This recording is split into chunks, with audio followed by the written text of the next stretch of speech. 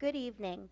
My name is Stephanie Bruno, and on behalf of the Old Bridge PTA President's Council, I would like to welcome you to Candidates Night. We will begin with a brief statement from each of the candidates in the order that they will appear on your ballot. There are 9 candidates running for 3 seats, each for a 3-year term. Each candidate will have 2 minutes to give their statement. Candidate number 1 is Matthew Solikowski.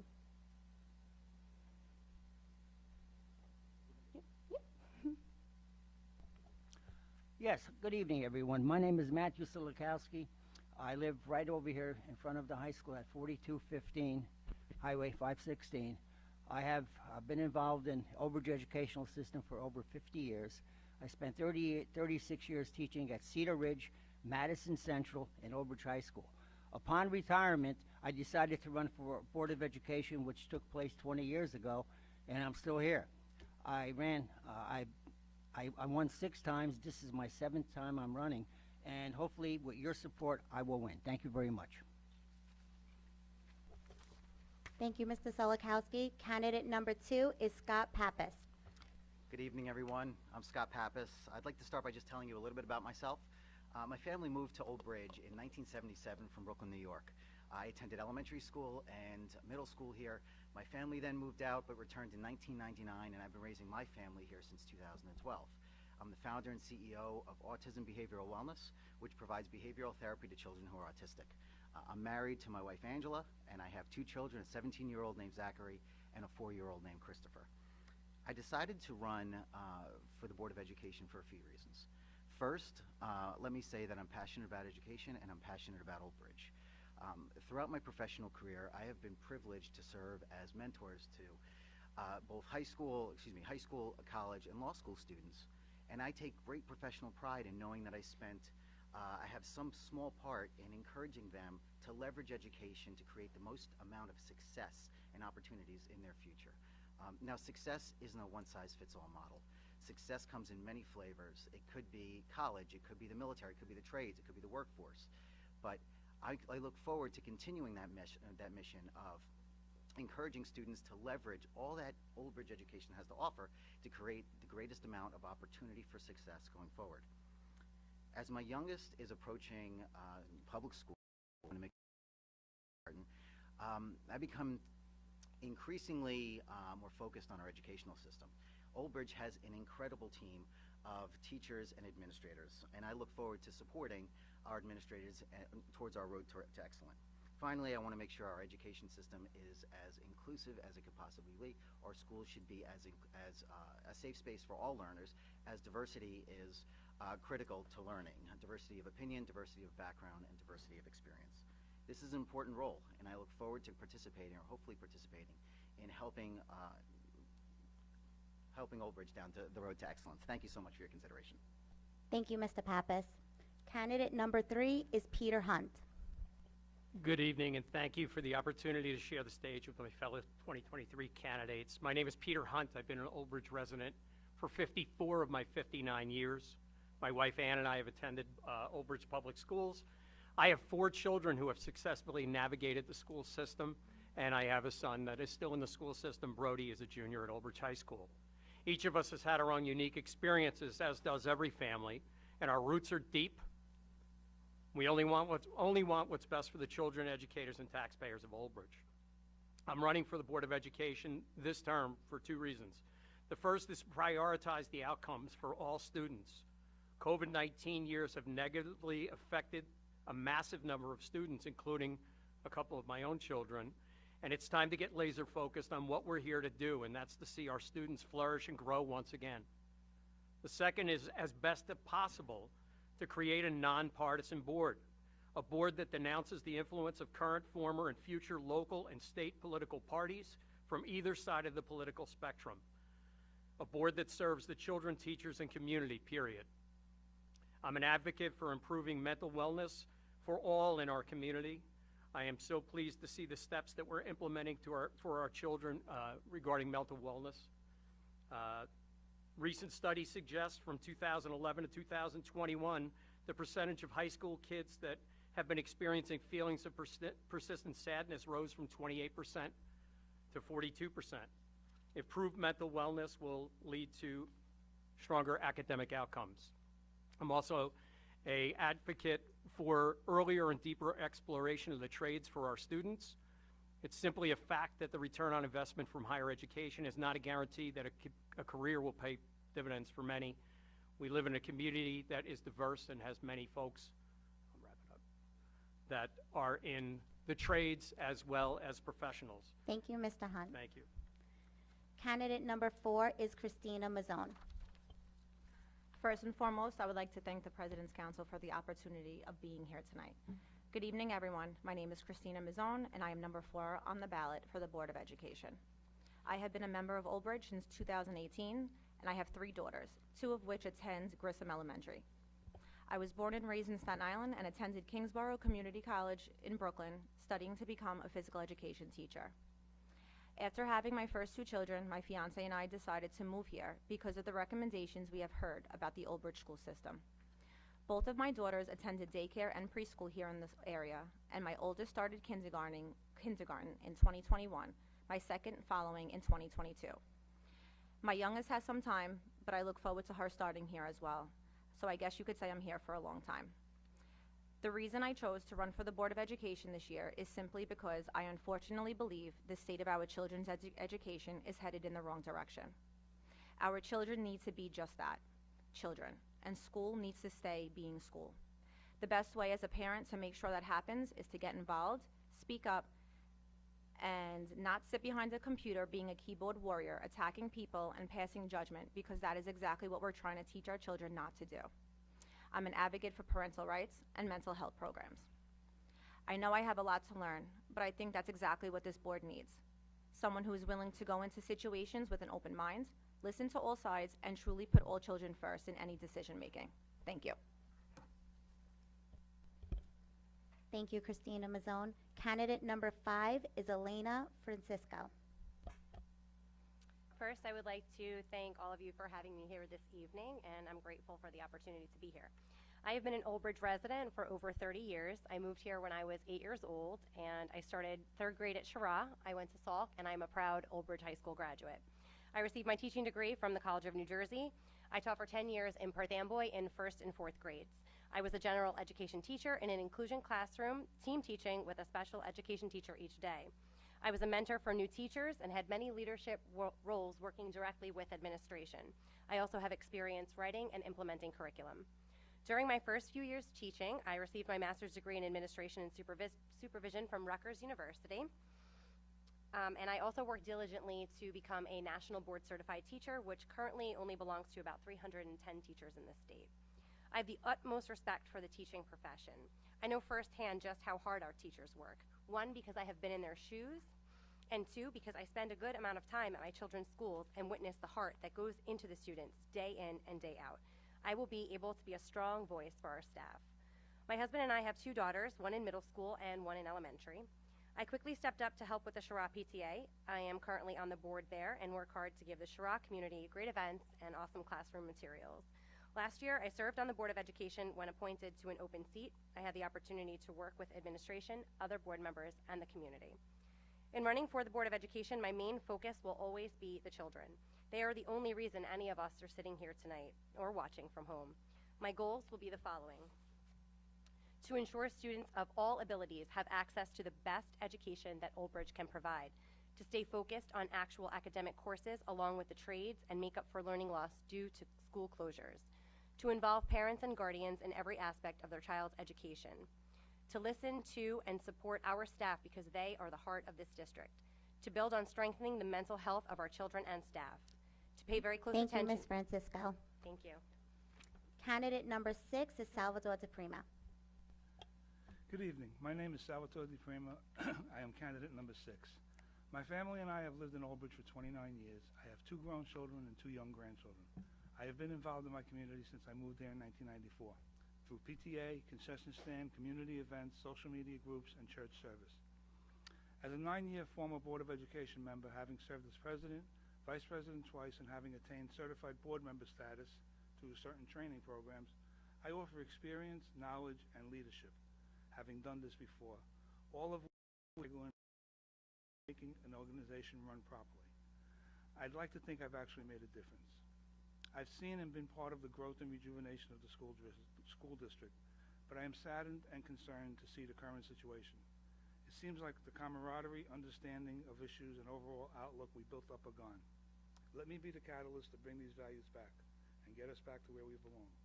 I have no personal or political agendas for running, as there is absolutely no room for either on a Board of Education. I believe in transparency, representation of the community, and involvement with community functions. I am there for everyone as my record and integrity speak for themselves. I am proud to have been a part of bringing full-day kindergarten to Old Bridge, positive budget management amidst severe state aid reduction, and defeat of the charter school application. There is always work to be done, and I am ready to take on that work. Some current issues are the mental well-being of our student population, the ever-evolving special needs community, and keeping a keen eye on enhanced fiscal management. In closing, I'd like to quote a line from my favorite song, The Greatest Love of All. I believe the children are our future. Teach them well and let them lead the way. Show them all the beauty they possess. I wish my worthy opponents the best of luck, and I look forward to your anticipated support. I am candidate number 6. Thank you. Thank you, Salvatore DePrima. Candidate number 7 is Kimberly Costain.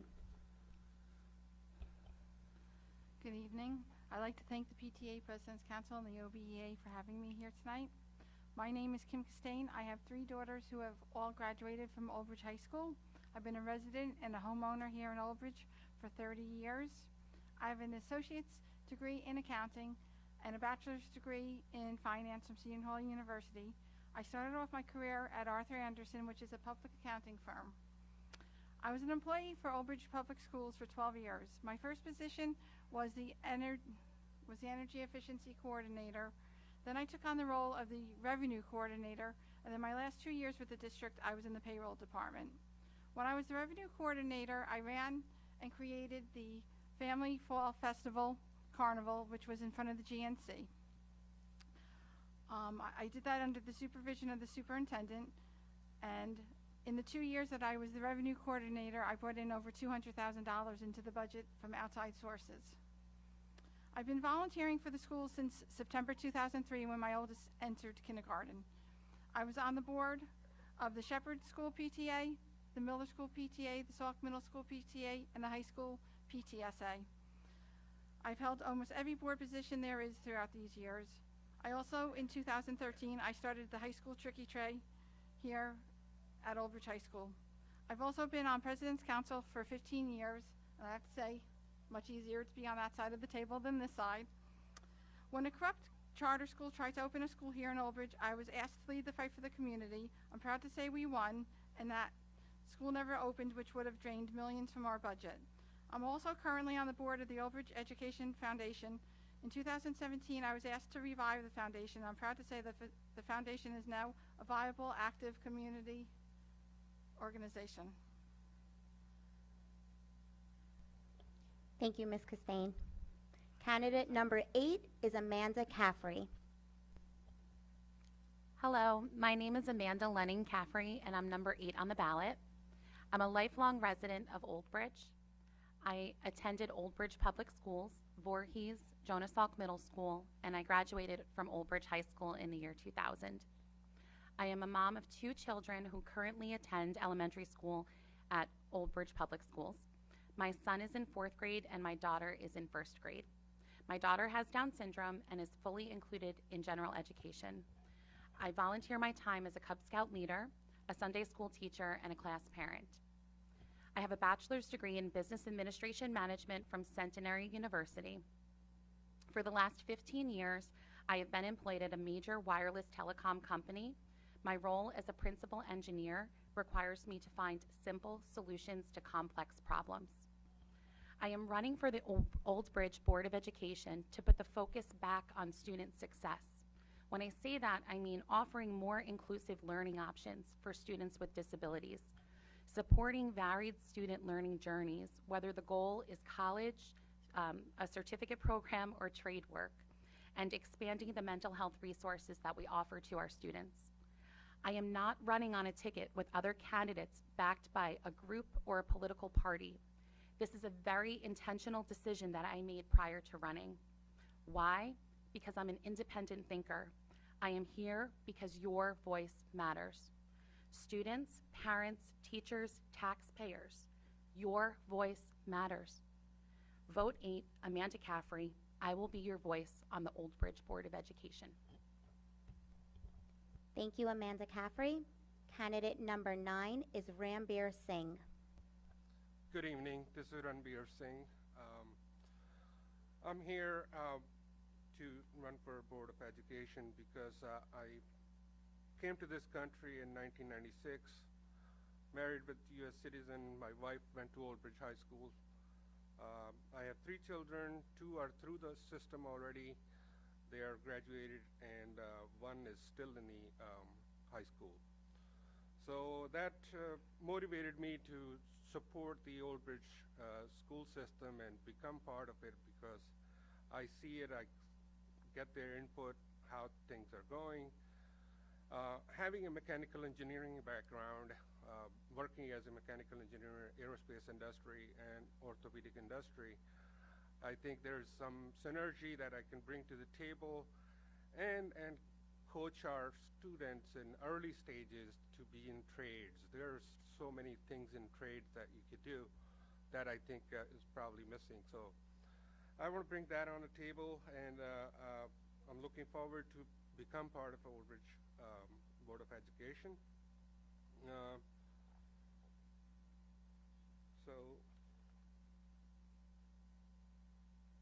And contribute to bridge the gaps, budget gap. There's building safety. There's so many other issues that we could become part of it and support that system and give your professional advice on the board.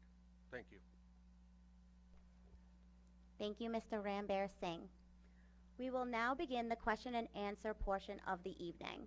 The questions this evening were submitted via email by Old Bridge residents and taxpayers. We will also be accepting written questions from. Due to the number of questions we received, not all questions submitted will be asked. Each candidate will have 90 seconds to answer. Candidates, please remember that phones and smartwatches are not permitted during this event. When your time is up, you must immediately conclude your results. Time limits are strictly followed to ensure fairness to all candidates. Candidates cannot concede their time to other candidates. Candidates may not address their comments to other candidates. Audience members may not address the candidates. We reserve the right to remove any candidate or audience member who is disrespectful to our volunteers or cannot abide by these rules. Question number 1, Mr. Selakowski, you will start. Why do you think you should be considered for a seat on the Board of Education? Well, like I said before, I served 6 terms, and I'm one of the few people that are keeping all these programs alive, the practical arts. Most of the school systems in the state of New Jersey, all these programs are gone. And we keep them alive because everybody's entitled to a proper education, whether you want to be a doctor, a lawyer, school teacher, or go to college, or go into the trades, whatever. I'm here for all these students. Thank you. Mr. Pappas? Thank you so much. So I think all of us bring a unique blend of life experience and personal experience to the table. I think I'm uniquely positioned because of my profession and my background. So since graduating law school, every job that I've had, whether it was the practice of law or managing law firms, focused on really 3 areas. And that was financial planning, which is budgeting, forecasting, space allocation, resource allocation, strategic growth, and that's figuring out how we do what we do and make it a little bit better and then do more of it. And then really those people initiatives, everything from hiring and training to elevation. And those are going to be the center of a lot of the issues that are going to be facing the Board of Education in the upcoming year. Now, on a personal note, when my career took a turn and I opened up autism behavioral wellness, I got experience that didn't relate to spreadsheets and numbers. It was connecting with families of diverse learners, families who had neurodiverse family members who had a specific, who had different concerns. And the combination of the two, I think, really makes me a unique candidate in the way I can address some of the issues that are facing the board right now. Thank you so much. Hi. You know, for years, I think our community has been yearning for transparency. It's been a constant criticism of the board for as long as I can remember.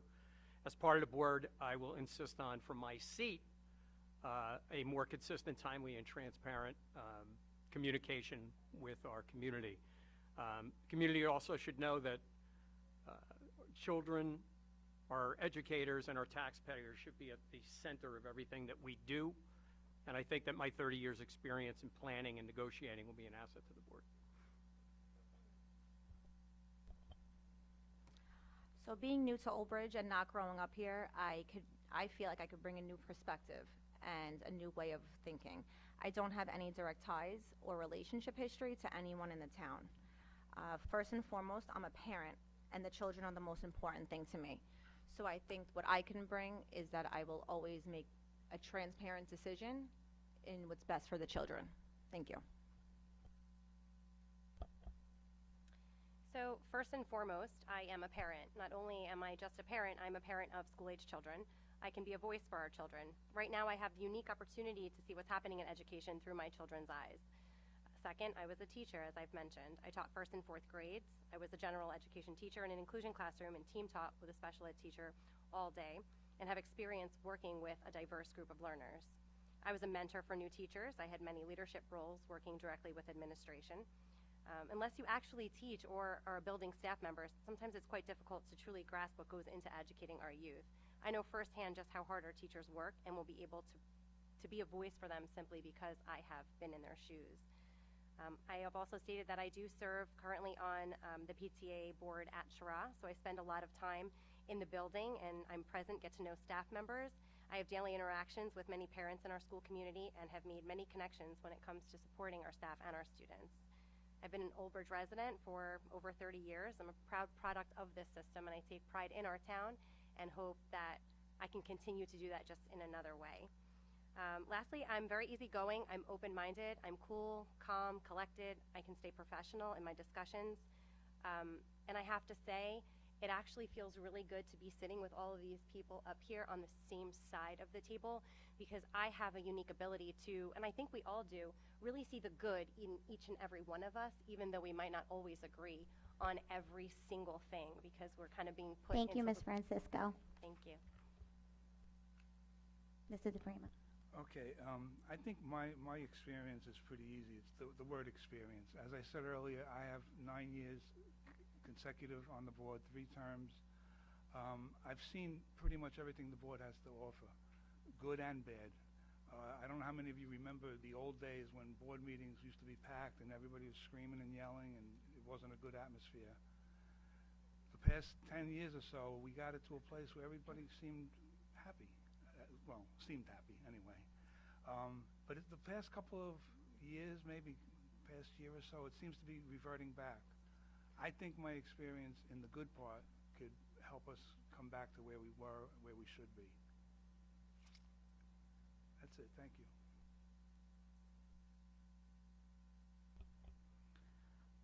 Hi. I believe my experience with the schools, I've been involved with the PTAs for 20 years. I've worked for the school district for 12 years. I worked in payroll. I worked directly for the superintendent. I know how a school district works. I know how a school budget works.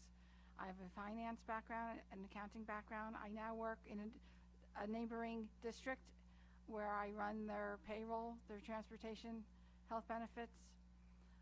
I know public school, and I love Old Bridge schools. 20 years being involved, it's hard to walk away. My youngest graduated this past June, and I just want to continue making these schools the best they can as I have for the past 20 years. Thank you.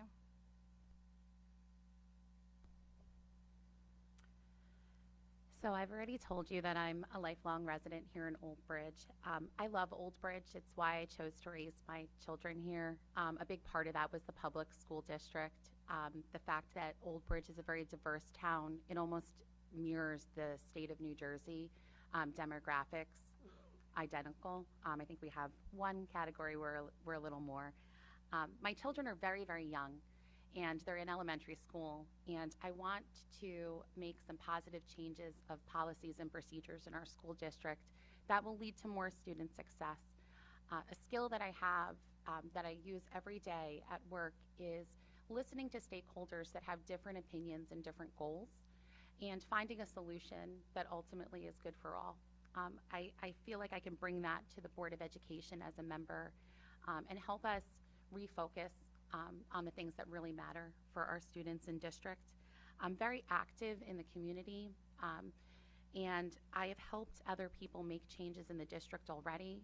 An example is my daughter, Rose. She has Down syndrome, and she's the first child in Old Bridge Township Public Schools to ever ride a full-size bus with a bus aid. So right there, that's expanding inclusive options. I've also helped other families in the neighborhood have their children moved back to the neighborhood school and receive their services there so that they're not taking a bus three schools over to attend school. Thank you, Ms. Thanks. Caffrey. Thank you. Mr. Singh. As I mentioned earlier, I've been in this town 27 years. 2 of my kids out of college and 1 is still in high school.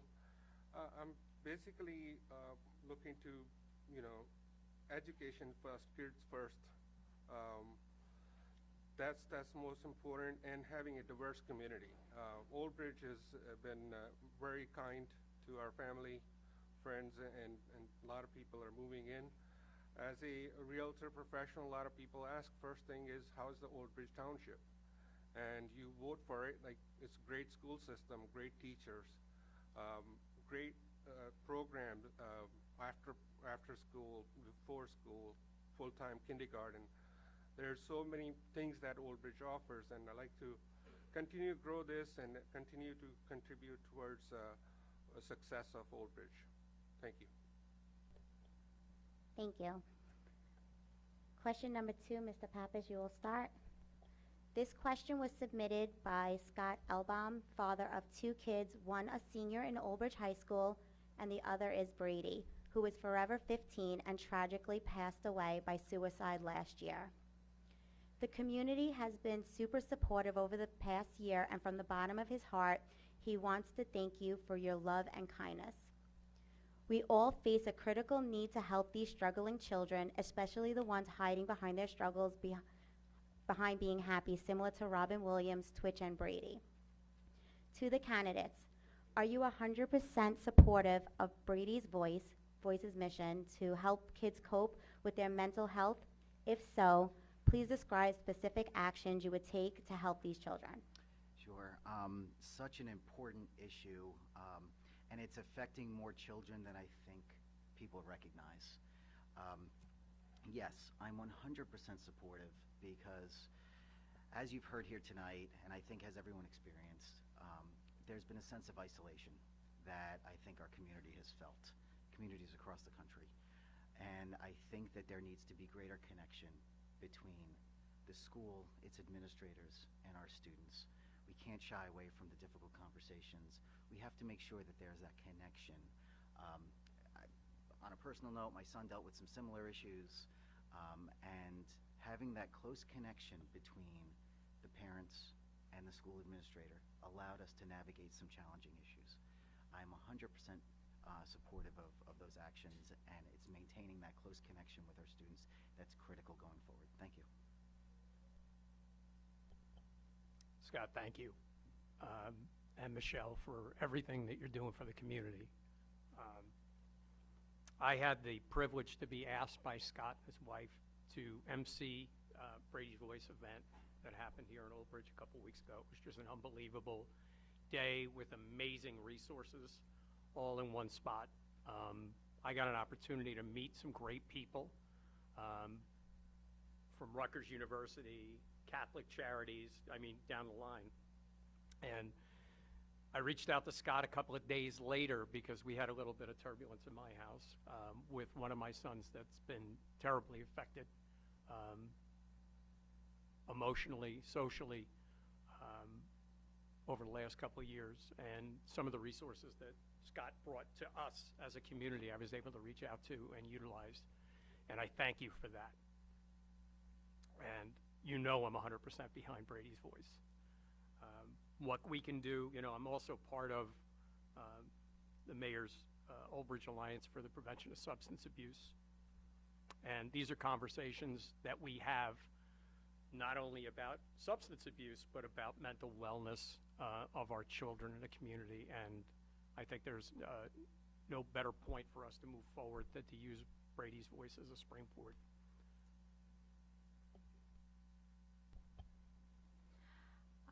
So with having my own experience with mental health, I would love, if elected, I would love to try to implement programs in our school with licensed and trained therapists who are fully trained with helping children. Mental health comes in all different ways, and we need to help these children. I 100% back Brady's voice, and like I said to you before, I commend you and your wife for doing what you guys do. I've had family members, I've had friends who I have lost to mental health, and to be able to speak, to advocate for them through your son would be an honor. So I thank you.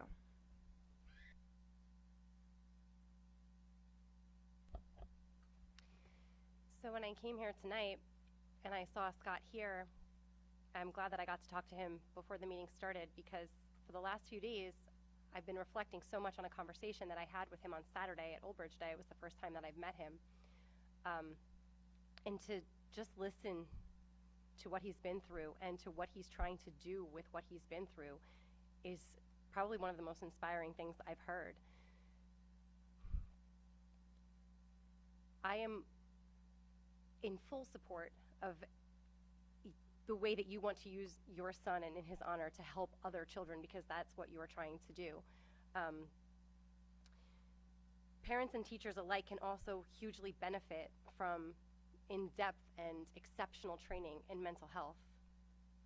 A child can only work towards getting better when there is a strong connection between home and school, where they know everybody in their life is working together. So the answer to that is also a resounding yes. I know, I'm sorry, I have a little time, right? For those of you who were also at the last board meeting, Dr. Calandria did an excellent presentation on some statistics surrounding mental health and the use of social media. So I'm kind of hoping that in conjunction with what you're bringing forth to the district, and perhaps some preventative measures such as organizations like Wait Till 8th that actually help nip some of this before we get into the full swing of mental health issues. I'm hoping that putting those two things together by treating what's already happening and maybe preventing some from getting there can be. Thank you, Ms. something amazing we Francisco. can do. Thank you. Mr. DePrima? I think it goes without saying that I would support anything to save our children. These are our babies, and it's a different world than when I grew up. They might not have the support at home. They might not have anybody to talk to. We have to provide that. We have to provide a safe haven where children feel like they could find an adult or somebody that cares and can help them. Myself and my wife, we always taught our kids, if you have to say, you have to tell us something, tell us, please. It's not going to change our love for you or anything like that. It's sad. It's a different time than when I grew up. My heart pours out to you. Unfortunately, I wasn't able to stay, but I attended Brady's Voice a few weeks ago. And just the outpouring of love and affection there shows that this is something that's got to be addressed sooner than later. Thank you. Scott, you know, Michelle Mackey, have my full support in Brady's Voice. As you said to me the other day, Brady lives on through you, through this organization you created for him. I've tried to raise my own kids to have empathy for everyone. I taught them, you see someone struggling, go help them. You see someone being bullied, go help them. When they were really little, I used to tell them, they'd come home and they'd say, you know, they saw someone sad or someone being bullied. And I said, that kid's gonna go home and tell their mother how hurt they are. I said, just think like how you would feel if I felt that way. So I try to teach my kids to have empathy, and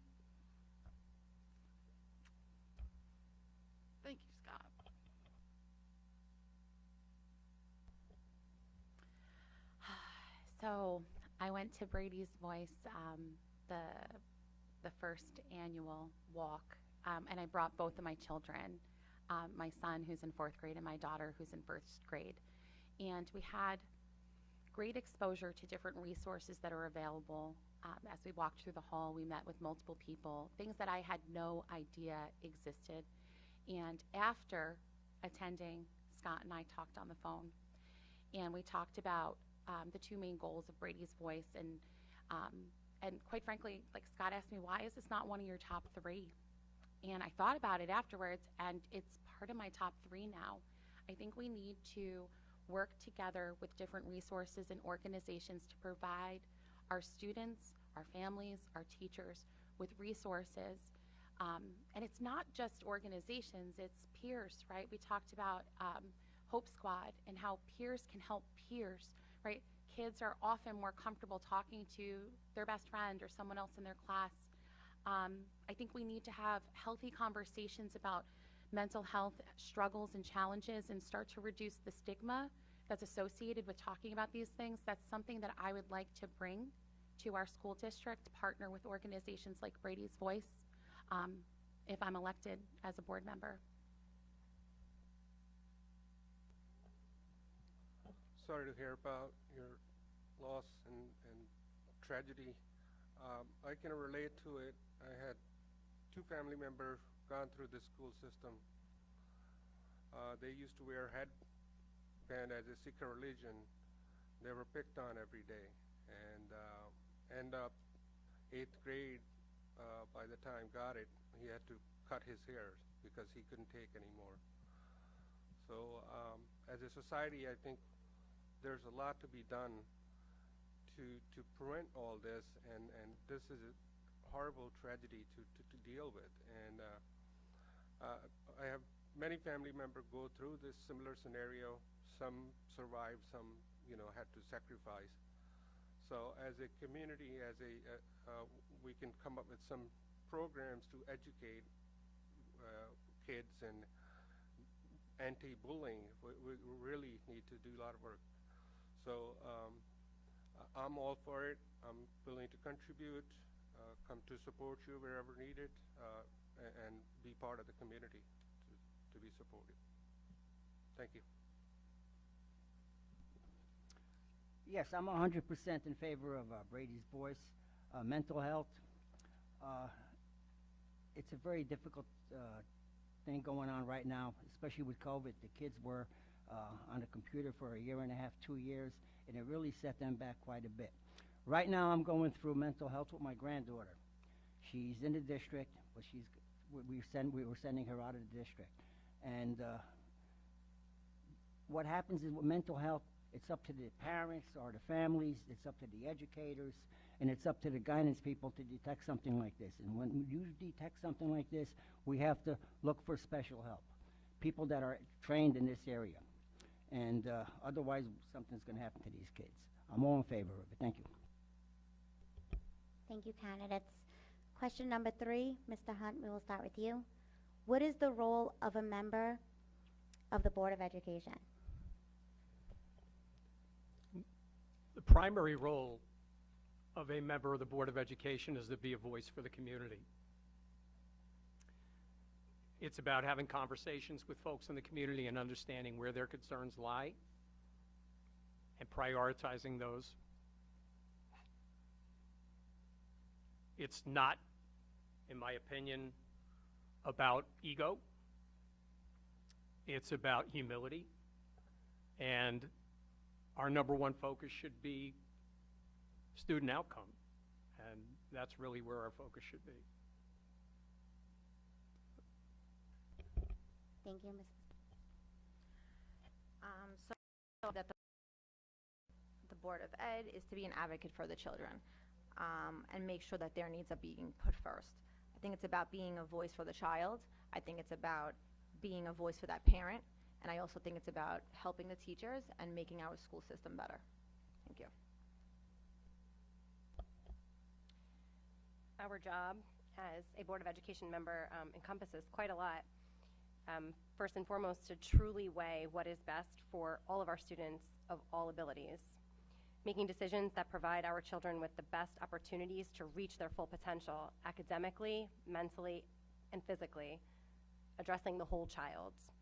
Engage in collaborative relationships with all stakeholders that maintain strong communication and achieving goals. To represent the ideas and concerns of the parents and community members to school administrators, and then express the needs of students and teachers, the needs of the students and teachers to the community. Review, discuss, revise policies that govern our decisions and operations. Be accessible to the public. Keep education of children at the forefront of every single decision made. And in the simplest terms, a Board of Education member ensures that the district is running efficiently and successfully. Thank you. With all due respect to what everybody's saying, there is a definition of a board member. It's to set policy and make sure the schools are run properly. Obviously, there's a lot more to it than that. The children are first and foremost, the community, teachers, staff, everybody. During my past tenure, there was times I didn't know how to vote. It wasn't for me, so I listened to the people. There was sometimes people would come in and stand at the podium and tell us why we should or we shouldn't do something. Unfortunately, social media has become a big part of our lives today, and again, people say why we should or shouldn't do something. But you have to listen. I'm not, like I said before, I'm not here for myself. I'm here for you and your children and your neighbors and your relatives and whoever else would need representation of the board. I guess that's the literal reason. The first one I said was the book definition. Thank you. The role of Board of Education member, there's two parts to the role. One is to create and pass policy. The other one is to ensure that there's a superintendent. If there is a need that arises where they have to find a new superintendent, the Board of Education goes out and does a superintendent search. Those are the only two official roles of a Board of Education member. But of course, all this other stuff does come into it. And we have Board of Ed members that are very active in the community. They go to the school plays, they go to Civil War Day, they go to all of these things, and that's part of a Board of Education member also. And then there's other members who don't go to the schools, and they still perform, you know, the two main roles of passing policy, making sure there's a superintendent. If elected, I want to be an involved Board of Education member. My children are grown. They don't need me driving around anymore. I don't need babysitters to come to meetings. I'm available. Look at my track record for the last 20 years. I've been at everything for these schools. Plays, shows that my children didn't even go to their schools, things that my children weren't involved in. I've been going to for 20 years, and I plan on continuing it. Thank you.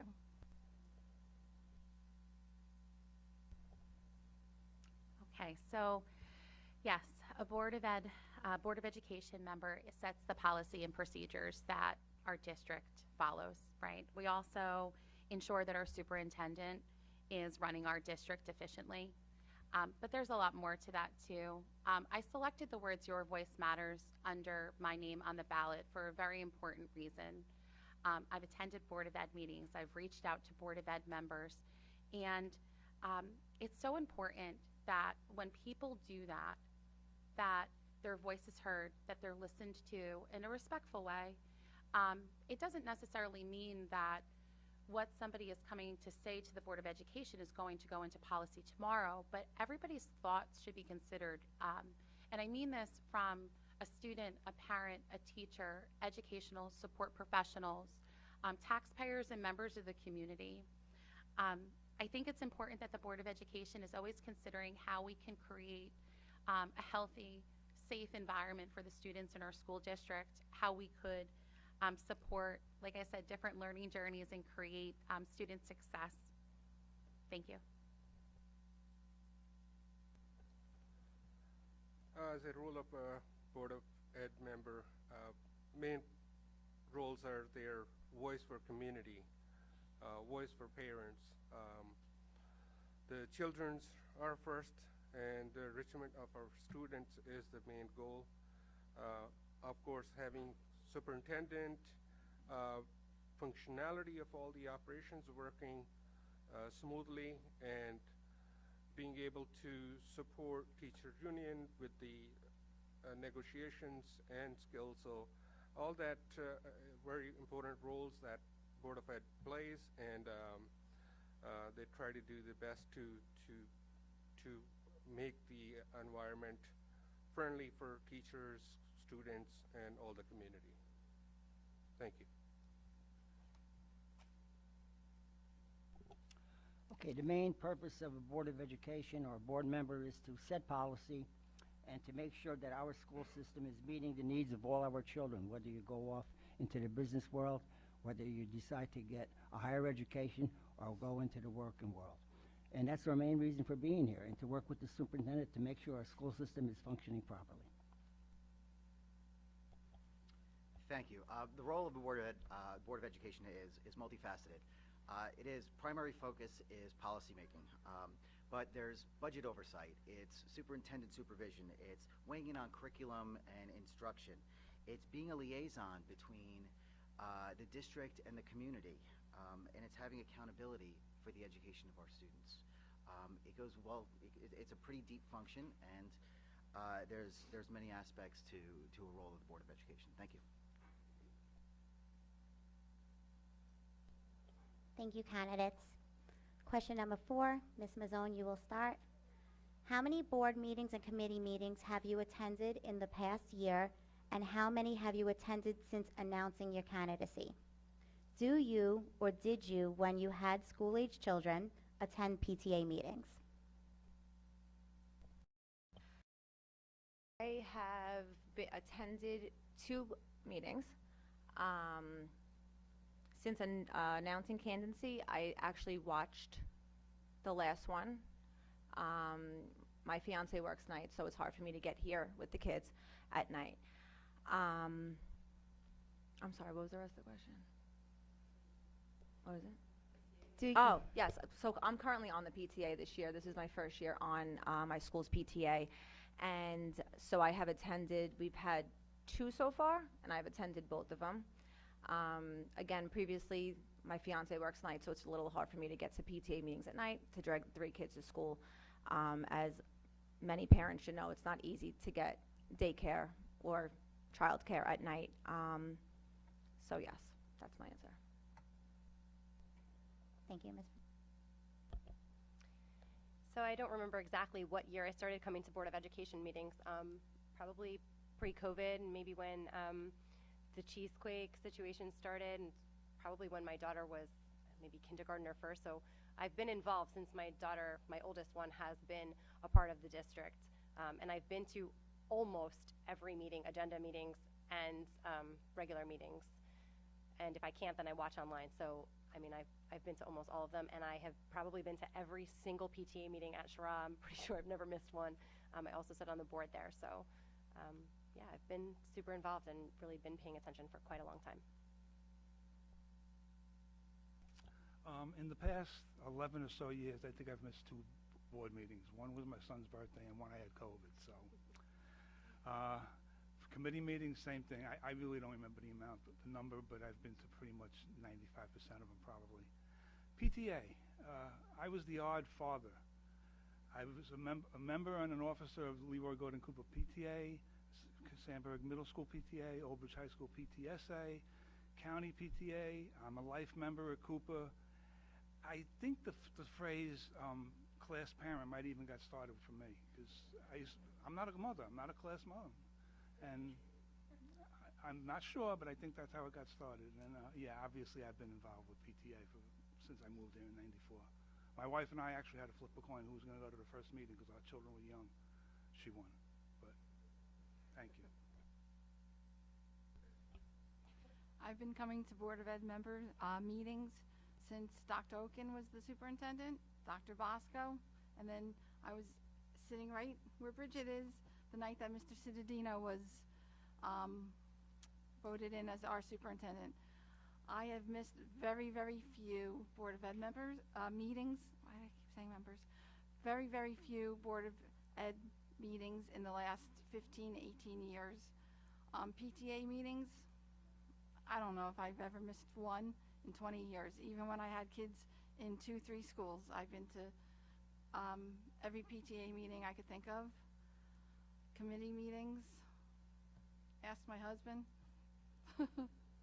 I've been going to meetings for years. And when my children were little and my husband would work nights, I'd get a babysitter. I had a teenage boy around the corner that would ride his skateboard over and watch my kids so I could go to PTA meetings at Shepherd School back when we lived in our first house in Old Bridge. So I've been to meetings. Thank you. Okay, so I've been attending Board of Ed meetings for about 5 years now. The first Board of Education meeting that I attended was actually to advocate for our ESPs, paraprofessionals. My daughter has a one-to-one. If you notice the ribbon I'm wearing, that's a Down syndrome awareness ribbon. My daughter has Down syndrome. And I was here to advocate for our ESPs to stay in district and not be outsourced.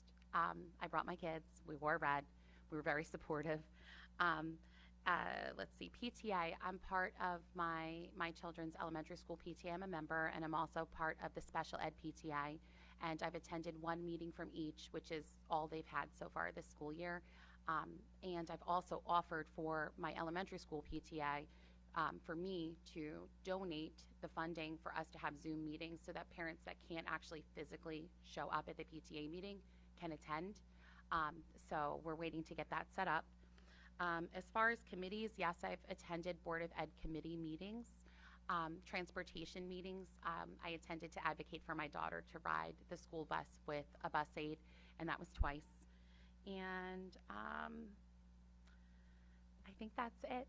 Thank you. As for Board of meeting, I haven't attended that many, but I saw the recordings. When kids were young, we used to attend almost most of the PTA meetings. And since kids grown up, I haven't attended that many yet. But I did watch some of the recordings from the Board of Ed meetings. Thank you. Yes, I have attended Board of Education meetings, I guess, for the last 25 years. I started to attend them when I decided to run for board about 25 years ago. I missed several meetings this past year due to surgery, but otherwise, I'm at all the board meetings. I'm at all the committee meetings, most of the committee meetings. I chair just about every committee that you can possibly think of. I was quite active with the elementary school PTA when one of my grandchildren went through the system at McDivitt. We sponsored the trick-or-trays, all kind of things. I was very, very active, and I'm very proud of it. Thank you. That's a tough act to follow. I've only attended one in person. I've watched majority online. In terms of PTA, my little guy isn't there yet, but my big guy went to school outside of Old Bridge, and my wife and I were active in that PTA, and they were a lot of fun, to be honest with you. But that's it. Thank you. I have children that graduated Old Bridge schools, the oldest in 2006. And like I said, I have a junior now. Sporadically, while my older children were in school, my ex-wife and I would go to a meeting. And since announcing my candidacy, I haven't missed a meeting. I've got better attendance than some of the board members. I'll just also point out that attendance at Board of Education meetings is not mandatory for candidates. So if there's folks out there that are considering this down the line, YouTube's a great opportunity for you to look and see all of the meetings at your leisure. And if you want to get involved, there's another year coming. Thank you.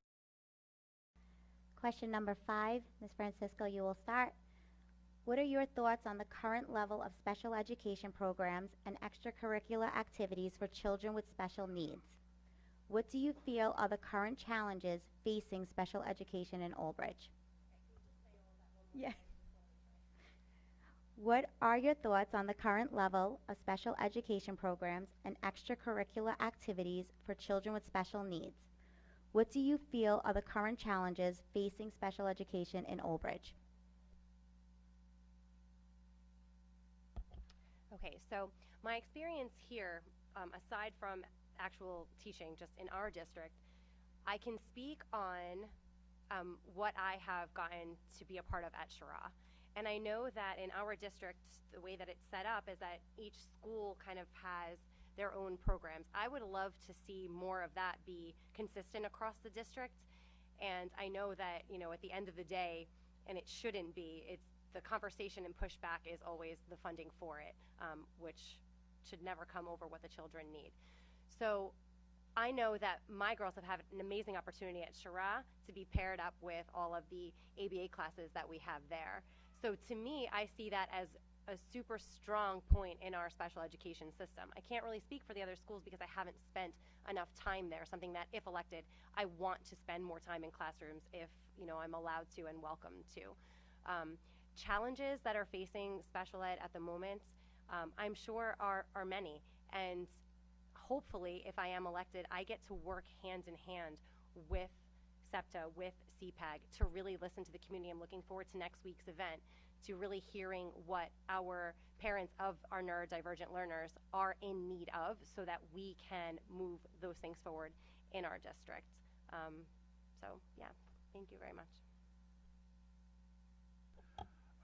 I've never been part of special needs personally, but as a board member and a community member, I tried to attend as many SEPTA and CPAG meetings as I could to learn. I was naive, I guess.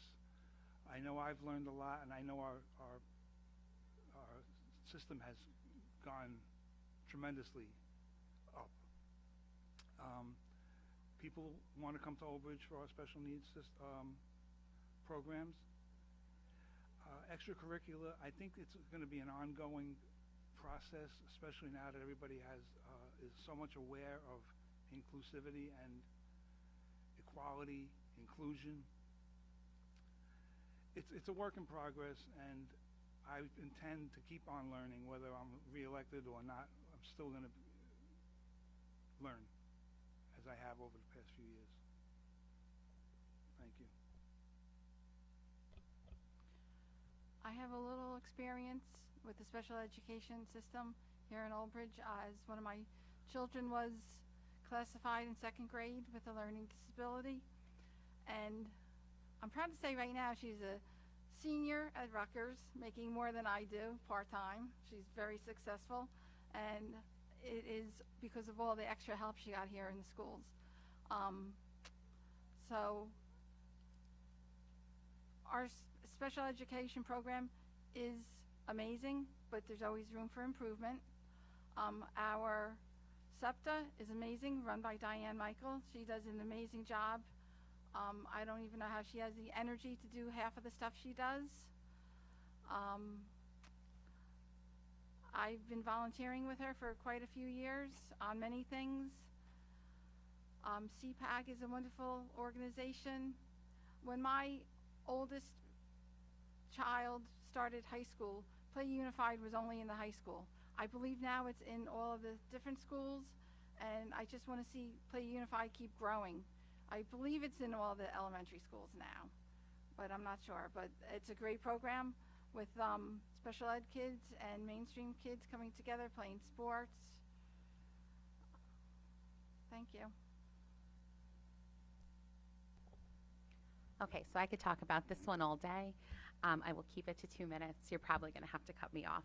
Okay, so I have to say that my daughter, like I said, is she's in 1st grade and she has Down syndrome, and we are blessed with a team that works as Team Rose with us.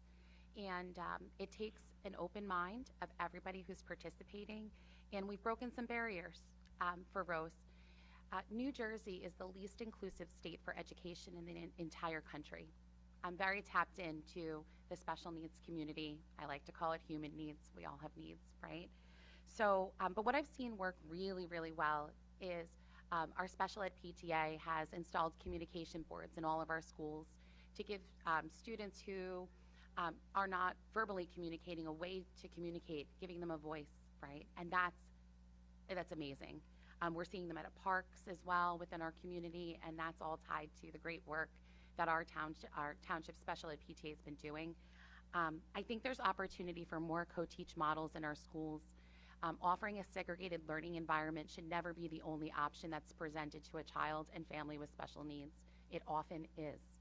I think that we also need more students to attend their neighborhood schools and not be moved to schools that are further away from their home, because that's where the services are available.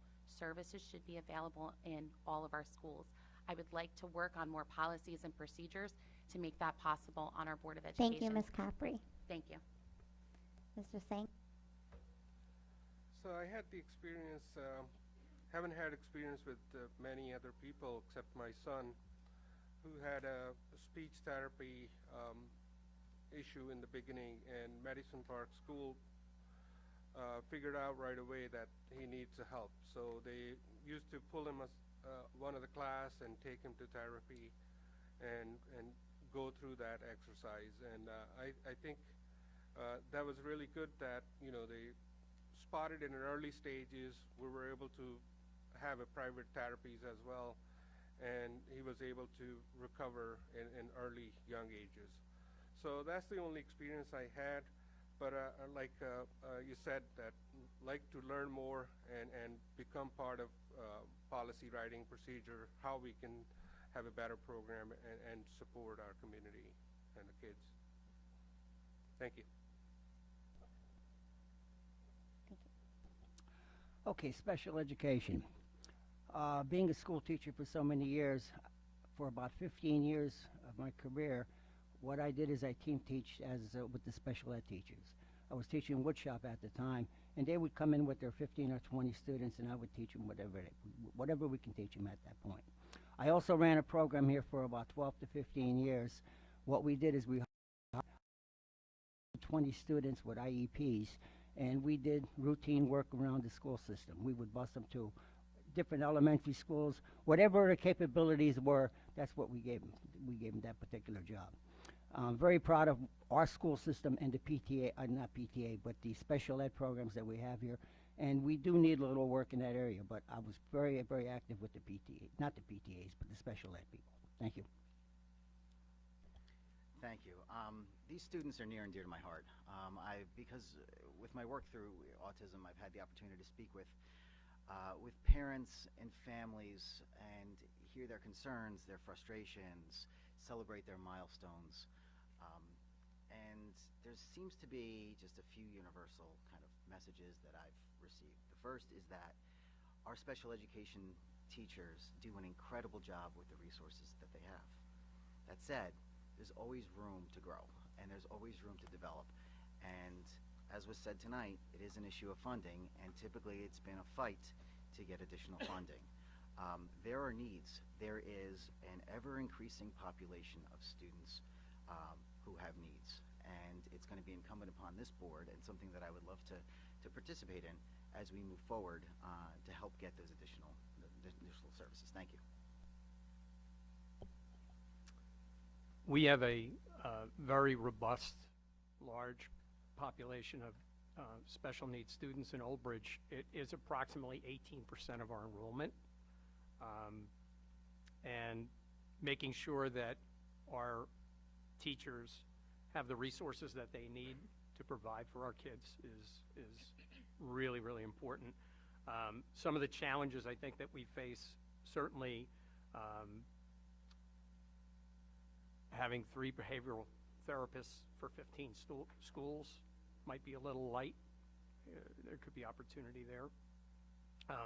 And there's really open-ended opportunities for extracurricular activities for students with special needs. There's really nothing out there for sports, maybe basketball, and clubs, which would be great. But it's a great opportunity for the board. Since I personally do not have a special needs child, I am not 100% sure of all the special education programs that this town offers. I am lucky enough to be able to talk to a dear friend who has an amazing child with special needs, and it really opens my eyes to what this district offers and what it doesn't offer. I think some of the current challenges is that special education is not talked about enough. I don't believe that many people who don't have a special education child, special needs child, they don't know what programs are offered. They don't know much about it. And I think we have to, I think that needs to change. I think parents of all different children need to be made aware of the special education in our district. I look forward to working with the special education PTA and learn ways on how this town can improve in that. Thank you. Thank you, candidates. Question number 6, Mr. DePrima, you will start. What is your opinion on universal preschool in Old Bridge? If the application comes up for a vote during your term on the Board of Education, would you support the application? Why or why not? This goes back to what I said a few minutes ago about listening to the people. I attended the presentation, and it seemed to go over great. Everybody was 100% for it, and it seemed like this is what the public wanted. After the meeting, through social media again, which is not always good, a lot of people don't want it. So I was a little confused. As I said earlier, I was part of the full-day kindergarten, and that's been great for probably, I don't know, about 12 years now. I'm not sure about pre-K. This is a place where if I am in the position to vote on it, I would listen to the community, see what the community wanted, because again, it's not for me, it's for everybody out there. Thanks. I went to the presentation on the universal pre-K program, and even though everyone wants universal pre-K,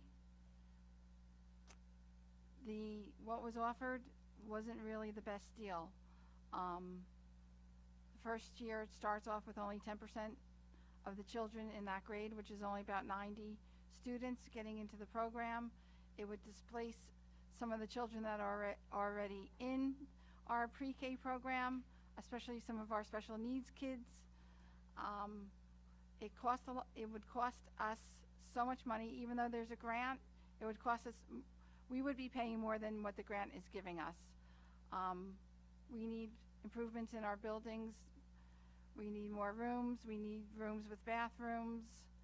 I am for universal pre-K, but we have a long way to go before we get there. Thank you. Okay, so I'm definitely in favor of preschool in our township. I think that there's some things that we would need to work out beforehand, and transparency in our spending and budget accountability could get us there, because I think it really does come down to money at the end of the day.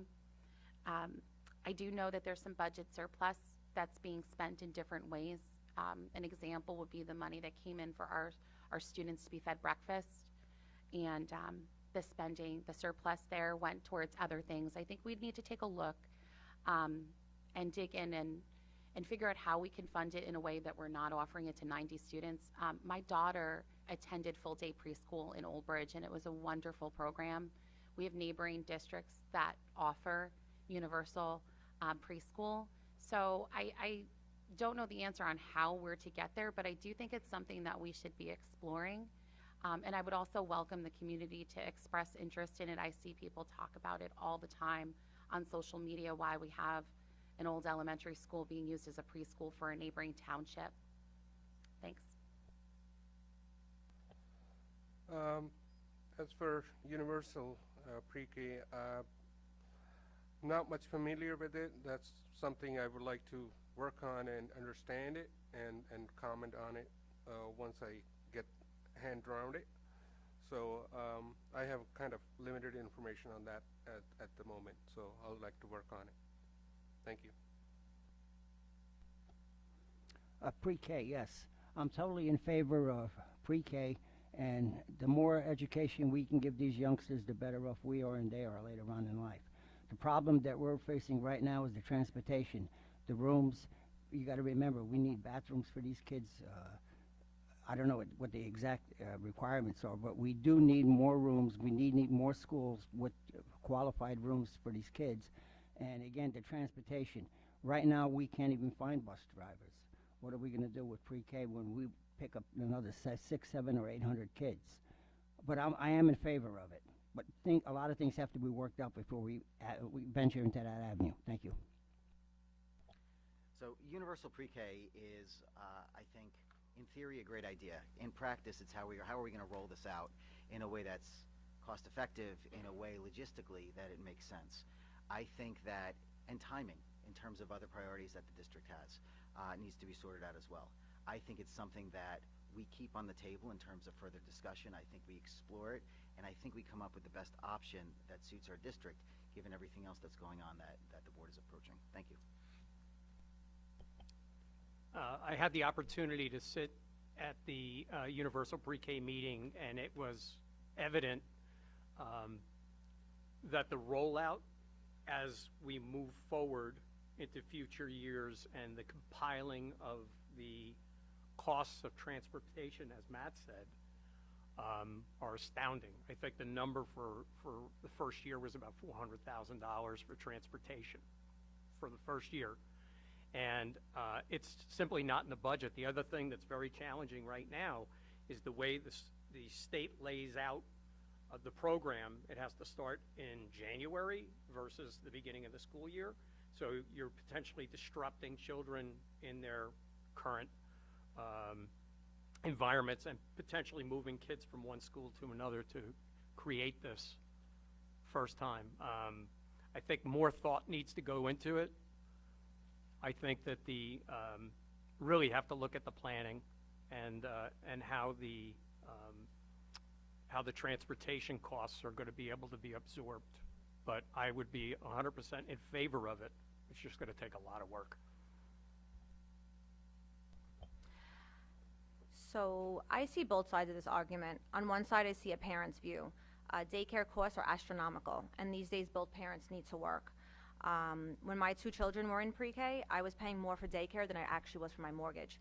And both me and my fiance, we make decent money, and it was tough. It was rough. On the other side, I see the district's view. I understand the budget may not support what needs to go into it. I believe that, I hear a lot about the transportation, but you don't always need to provide transportation for kids like in kindergarten. Like I know back in New York, for, pre-K, kids do not get buses. The parents have to take them to school. So I do think that there's a lot of different ways that we can work through it. I understand, again, the budget is a big concern. But I would love to sit down with the community, hear their view. But as a parent, I do 100% support universal preschool. Thank you.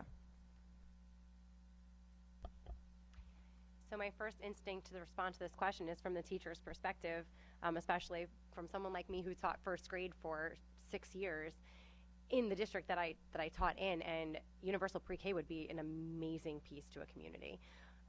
Getting kids into school earlier than kindergarten, simply for the socialization aspect, forget the academics, which the academics come naturally after we get kids together and socializing. It all sounds so ideal, and it actually sounds like the majority of us up here are really on the same page about this. This is something that has a really split opinion among the community, and even among myself and my own brain when thinking about it. I also attended the meeting and got to see the presentation, and while grant money is wonderful and it can kickstart something great, grant money does run out, so the budget in the future would have to be prepared in order to make up for that loss as the grant disappears. We were also responsible for paying some of what wasn't going to be covered by the state.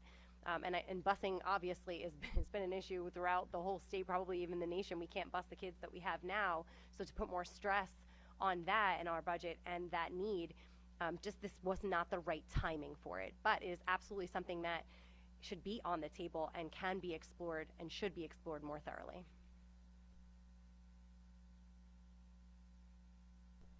Thank you, candidates. Question number 7, Ms. Costain, you will answer first. There have been some school districts in New Jersey that have recently repealed Policy 5756. If you are elected to the Board of Education, would you support Policy 5756? Why or why not? That's a great question. Oh, I'm sorry. First, policy 5756 has been around since about 2015, 2016. It was revised in 2019. It is not a new policy, but with the Strauss, I can't think of the second, ESME, people, boards found out that it is not a mandated, it was just, well, it's not mandated, it was just a recommended policy. It's become very popular these days, a big subject that people are talking about. I feel that when your minor children are in school, you should know everything that goes on with them. That's how I feel. But then not everyone has a parent like me and all of us sitting up here. So you also have to protect those children who, are going to face repercussions at home. So I feel like this policy, we have to handle it like we did the health curriculum. We need to have a policy meeting, open it up to the public, see what everyone says, and then we could vote to either keep it, amend it, or modify it. Thank you. Okay, so this is the hot topic right now, and it's important to talk about. So I'm going to preface myself. I grew up with a father who was a police officer who taught me to trust my immediate family member and no one else.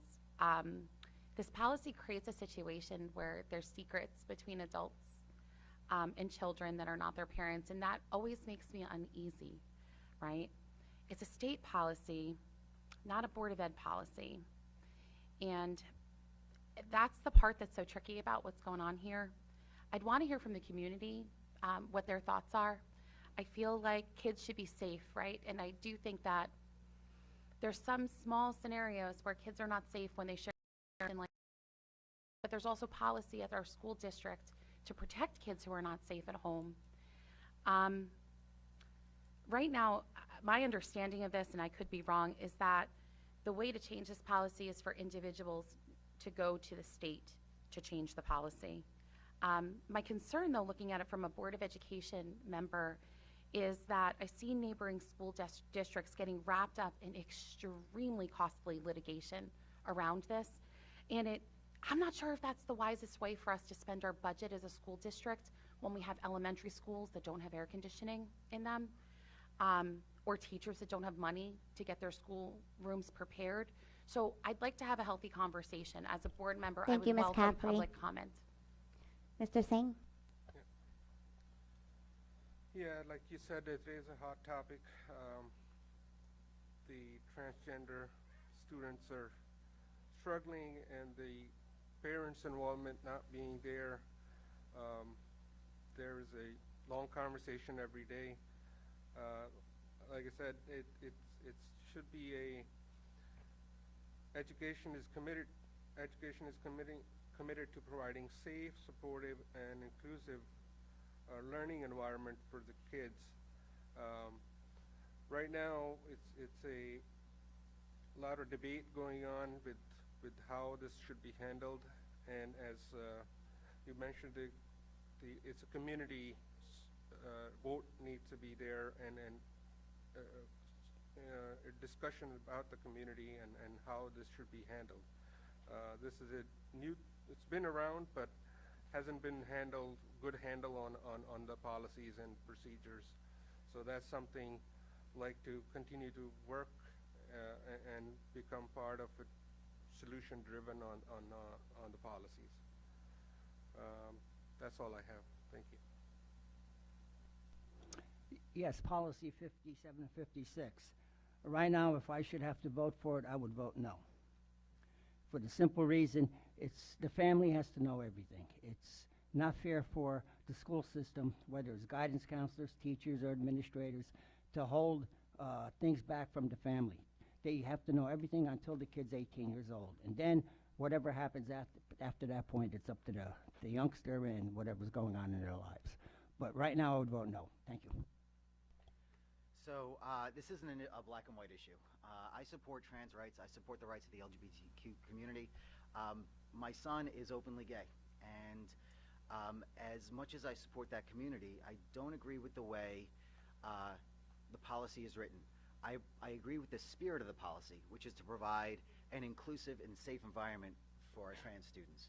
However, two words that we don't usually hear in these debates are moderation and compromise. And whenever the pendulum swings in one direction or the other too far, it polarizes the community and nothing gets done. I think this board has an opportunity to come up with a policy that embodies the spirit of 5756,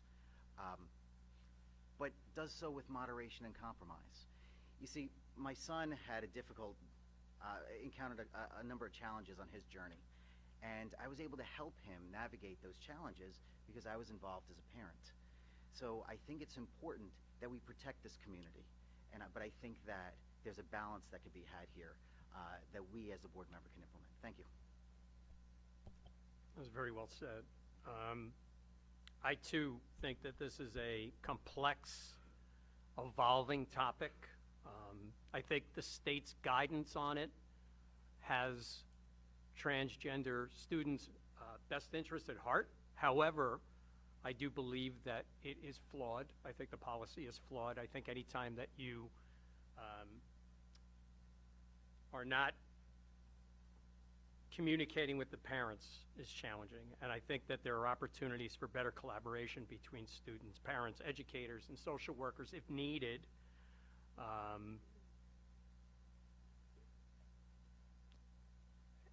It's very complex. You know, protecting these kids from harassment and discrimination is critical. I had a conversation with somebody in the community not long ago that went in a direction that I would pray would never, ever happen, where he told me what he would do to his son if his son came out as anything but heterosexual. It's tricky. I think that we as a board, we as a community, should be looking very closely as to what's going on in the towns that are now in litigation with the state, and understand that we don't have an open checkbook for litigation with the state, and we should watch it very, very closely and see where the chips lay, and then make decisions and have conversations. So I do not support policy 5756. As per the law, I am my child's legal guardian until the age of 18, making them my responsibility. My child cannot vote until they're 18, drive until 17, buy cigarettes until 18, and gamble until 21. So why is it okay for my minor child to make life-changing decisions without my knowledge? Why would we want to drive a wedge between parents and children? Why are we adding more responsibility to our teachers who already have enough on their plate? It is our teachers' job to teach our kids, not keep their secrets. I do understand that not all situations are the same, and with that I will say that we have to handle these situations on a case-by-case matter. Thank you.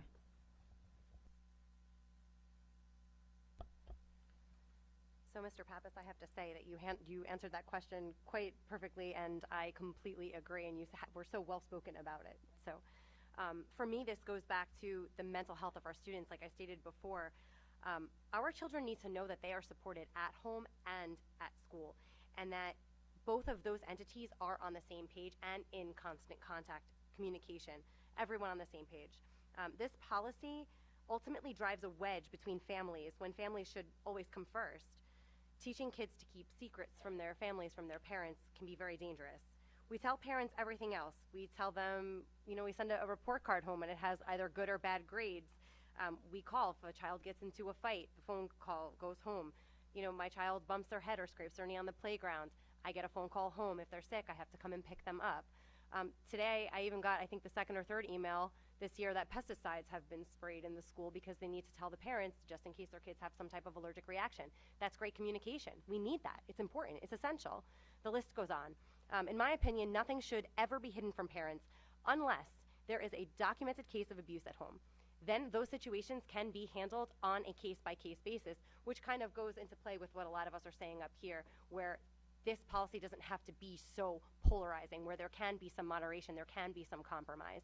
But as it stands now, no, I'm not that would hide anything from parents. We also have other policies in place that help us protect the rights of all of our students, including those in the LGBTQ Thank you, Ms. community, Francisco. which I fully support. Mr. DePrimo. Going last gives me the opportunity to, I think I have a synopsis of what everybody said before me. You could be whatever you want to be. It's fine with me. But a child should have, I think it's the protection of knowing, of a parent knowing.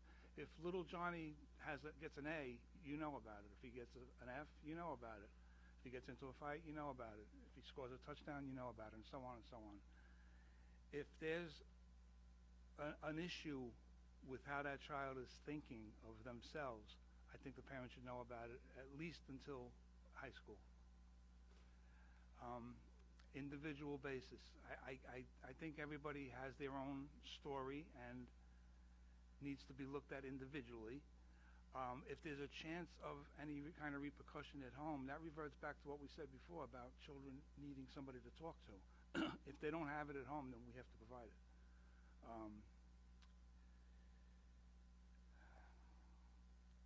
As Kim said, this has been in existence since 2014 and revised in 2019. I'm not sure why it's a topic all these years later, but it is. So we have to deal with it, and we have to appease.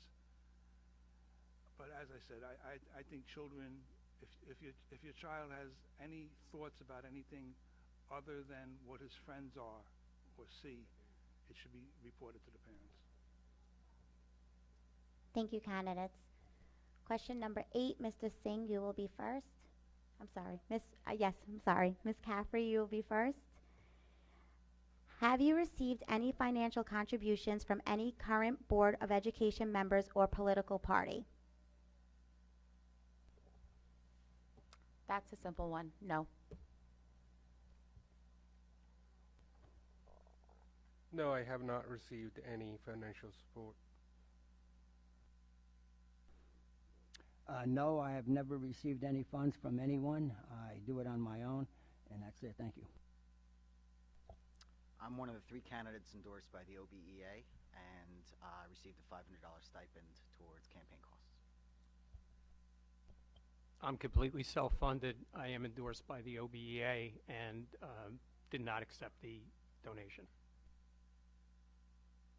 So I had raised a campaign. I had raised funds through friends and family, but no, I have not received any money from any other political party or other candidate.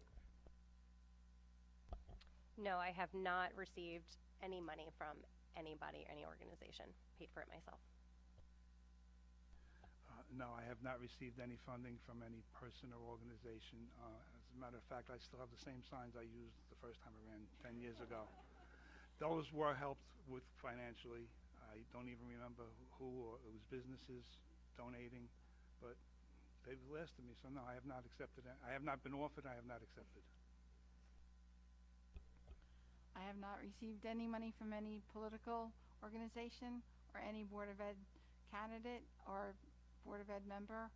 I am endorsed by the OBEA,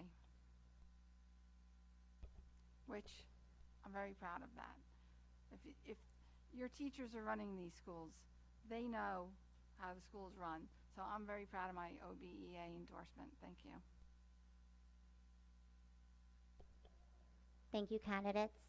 Question number 9, Mr. Singh. What was your opinion on the state's decision to close schools during the initial wave of COVID-19? Would you support another school closure should another variant present itself? What would you do differently? Great question. Closure of the schools were put our kids behind way too far. While it was necessary when we got into this in March 2020, we had no clue. But as we learned this and gone through with the mask mandate and all that and remote learning, I think Old Bridge School did a phenomenal job to do the remote training classes right away. Coming up with the curriculum and getting it going was great. But further, any new variant, I don't support closure of the school system. We have come a long way to be creative and have policies, procedures in place that will support. Without closing the school, we should be able to function. Thank you. Okay, if COVID did strike our system again, I would not close the schools. A lot of states, well, not a lot, but several states that did not close, they continued with their education. And in New Jersey, we fell quite a bit behind in the 3 R's. I don't know how we're going to catch up, but I would definitely not close the schools. So the first time around, I think we were guided by fear, lack of information, and an abundance of caution. We're much wiser now, and I don't think anyone anticipated the social toll closing our schools would take on our children. And you know, I think given what we know now, the opposed being, you know, certainly in favor of taking appropriate precautions, but at the end of the day, we have to protect our children, and that's not only their physical wellness as well as their social wellness. Thank you.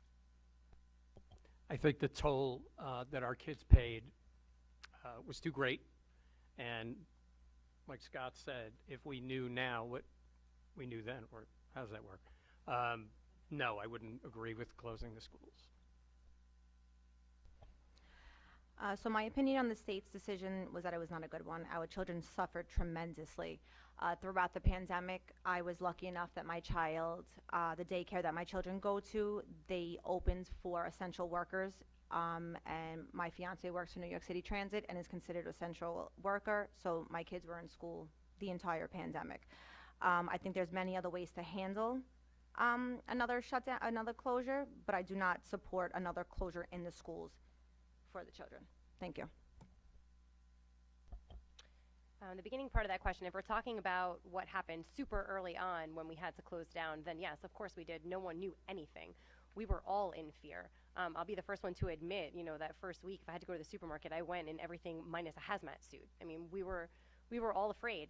But as we've learned and we've grown, I would never support another closure of our schools based off of what I've seen our children and our staff go through.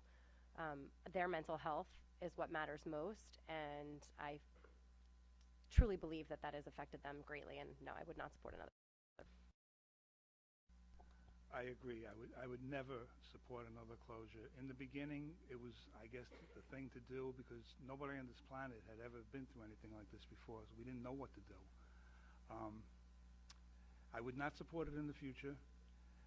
It actually hurt personally back then because I was, myself and a couple other of my colleagues on the board at the time were criticized for things that we had to do. There's mandates. Closing was not one of them at the time, but masking was. I couldn't stand wearing a mask. I didn't want anybody to have to wear a mask, but we had to. Powers that be said it was mandated, and we had no choice. We were criticized for it. A lot of rhetoric on, again, the evil social media.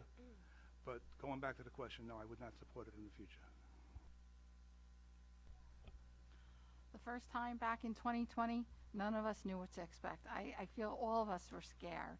We didn't know what was coming. We didn't know anything. So it's easy to play Monday morning quarterback or to say, you know, the view from the cheap seats. Schools did the best they can. Would I ever want another closing? Never. I would do everything in my power to keep our schools open, but you know, we can't judge what happened in 2020 because we didn't know what was coming next. It was a scary time. Thank you. But I would not close a school. Okay, so when COVID hit, my son was in kindergarten. So halfway through, he went home and received one post per week and really no instruction. First grade was a year of virtual learning for him. Second grade was a year of quarantines, and third grade was the first normal year. He's in fourth grade right now. He suffered tremendously in ELA and reading as a result, in handwriting, learning to use a laptop. My daughter was in preschool when this happened. She was receiving physical therapy, speech therapy, and occupational therapy through a computer screen. I am divorced and I work. And so I employed people in my home to help my kids with their learning while I was working. And we're all navigating this craziness, right? Social emotional learning took a huge hit for kids, especially young kids. So I do think that we could have probably returned to school. When we're asking, what could we have done differently, right? I think we could have returned to school more quickly than we did. Other neighboring districts did that. I do think that if it hit, no, I would not support closing our schools, but I would support options for kids in our district that are immunocompromised, because we would have to consider their need too.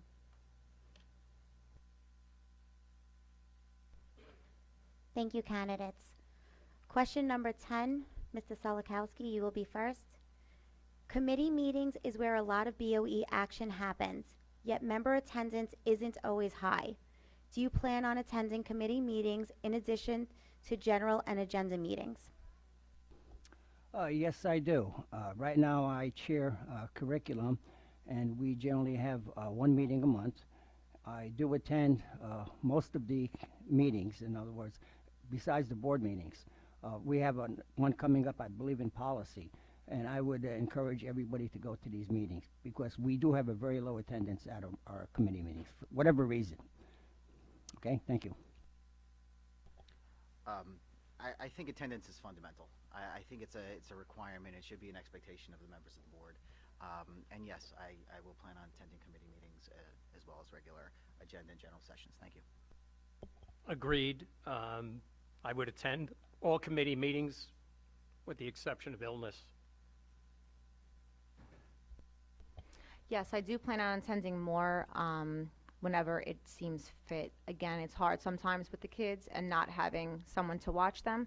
I mean, unless people want 3 kids here screaming, I don't know if you really want that. You could watch them, no problem. But yes, I do plan on attending more because I think the more people attending, the more people voicing their opinions is better for everybody. Thank you. So I remember when I first joined the board last year, I actually asked, can I go to all of the committees? And I know they're open to the public, and I knew the answer to that, but I know that sometimes it's a question of a committee of the whole and how many board members are there, because I wanted to learn everything I possibly could. We all have our strengths, and we all have things that we can work on. So, for me to sit at a curriculum meeting is, that's my cup of tea. That's where my expertise lies. And then maybe to sit on something else, I might have to actually sit and listen and learn. So yes, I plan to go to every single committee meeting that I can go to.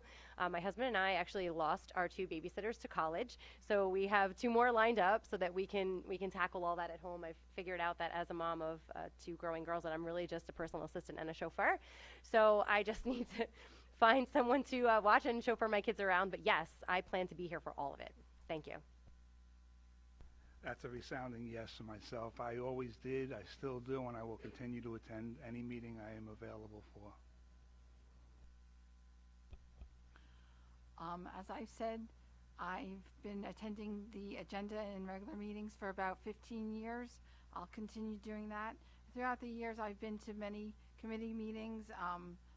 I've been to every strategic long-term planning meeting. I've been to the athletics, food services. I've been to buildings and grounds. So if I was elected to the Board of Education, I would go to as many committee meetings as I possibly can. Thank you. Yes, I would attend committee meetings. I've attended them as a parent, not as a member of the Board of Education. So I think it's really important for parental engagement in your child's education. That is where a lot of the work happens at the committee meetings. Deeper discussion occurs. I encourage the public to please start attending committee meetings so that you can get a better understanding of what's happening behind the scenes. And yeah, so I would count on me to be attending the meetings. I'll probably bring my kids with me too. Going forward, I'll be attending a lot more meetings, including curriculum, strategic, anything that comes. I want to learn more and contribute more to the Board of Education system. My son is in band, so we just drop him off in the evening. He's there 5 to 9, and that's the only time we got to pick up, which we have another student from our development, so we switch who's picking and who's dropping, so I can dedicate my time and into the meetings a lot more.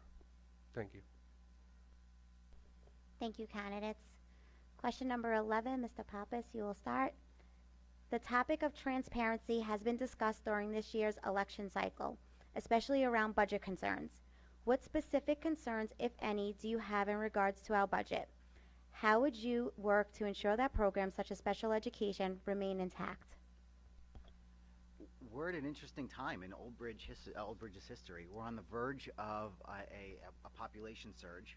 We have a cut in state funding, and we have needs of not only the special education programs, but programs throughout the school. This is a difficult question to answer because there's no simple answer to this. It's going to take a collaborative effort of the board to really identify what revenue is going to be coming in with this population surge, where we should be allocating funds, what are our priorities as a board and as a district, and then implement accordingly. But it's not an easy issue because we are facing significant challenges. In terms of transparency, transparency is always the way. It's leveraging social media. It's encouraging people to attend meetings and giving their input so they can help us weigh in on priorities. But the more transparency, the better. It's certainly helping us weigh in some difficult issues. Thank you. Yeah, as I mentioned before, one of the criticisms that I've heard over and over and over again over the years has been transparency. And it's so important that our communication get better with our community. Social media is an opportunity for that. I think that I'm not sensing that we're getting a great amount of information from social media from our board, and it could be. I know we can go to our website and pull information there. As far as special ed goes, like I mentioned before, we have a really large, nearly 20% enrollment of special ed kids, and we have to just make sure that there's an equitable piece of the budget that is put aside for special education. So I believe transparency is vital, especially when it comes to our budget. As a taxpayer, I like to know where my money is going. I would like to see that each child is getting the funding that they needed, that each school is getting the funding that it's needed. I believe our budget can always be improved. And I definitely think that we need more money put aside for special education and the needs of those students. Thank you.